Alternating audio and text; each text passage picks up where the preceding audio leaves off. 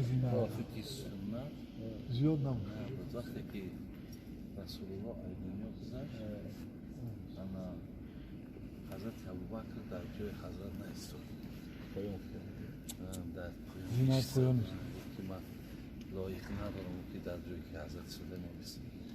وقتی ابوبکر از دنیا گذشت عمر در جای ابوبکر نایستاد، پایان خورد. پایان فرامد. هر کدامشون یتا پایان اومدن که مقصد ما منزلتی را نداریم. اگه آداب و ایده‌ها در شریعت همه چیز بالا آداب میستدن.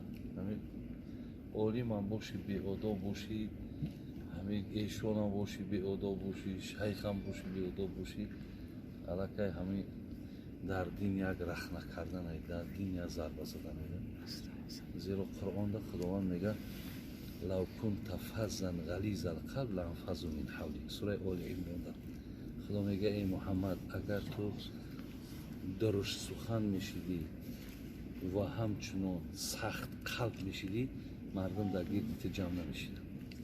یکی از بس که زبان خوب داشتی و اخلاق خوب داشتی این مردم هم در گیرت جمع شدن.